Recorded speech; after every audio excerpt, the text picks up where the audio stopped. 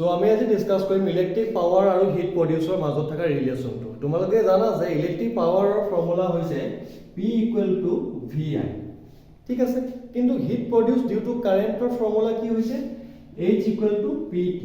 সদায় মনত ৰাখিবা P for power T for time ঠিক আছে ওকে এই যে আমি ওপৰত পালো P = VI এটা তুমি VI ভ্যালুটো ইয়াত পুট কৰিব পাৰা আমি কি কৰিম P ঠাইত আমি VI ভ্যালুটো পুট কৰিম ওকে এতিয়া আমি ওহমছ লৰ পৰা জানো যে V = IR ঠিক আছে সো আমি এই V ঠাইত IR টো পুট কৰি দিম V ঠাইত IR পুট কৰা I আছে T আছে ঠিক আছে এতিয়া A to I আৰু A to I I into I square into RT so hit producer যেটো ফৰ্মুলা হেতু H = P2 হয় বা VIQ হয় বা I square RT হয় এটো ডিপেন্ড কৰিব তোমালোকৰ নিউমেৰিকেলছত কেনেকুৱা টাইপছ অফ কোৱেশ্চন আহে যদি তোমালোকৰ পাৱাৰ আৰু টাইম দিয়া থাকে আৰু কয় হিট প্ৰডিউস কিমান দেন তুমি এটো ফৰ্মুলা ইউজ কৰিবা যদি তোমালোকৰ পটেনশিয়াল ডিফাৰেন্স কাৰেন্ট আৰু টাইম দিয়া থাকে তেতিয়া তুমি এটো ফৰ্মুলা ইউজ কৰিবা বা যদি তোমালোকৰ কাৰেন্ট ৰেজিস্ট্যান্স আৰু টাইম দিয়া থাকে আৰু তোমাক কয় যে হিট প্ৰডিউসৰ কিমান ক্যালকুলেট কৰা তেতিয়া তুমি এটো ফৰ্মুলা ইউজ কৰিবা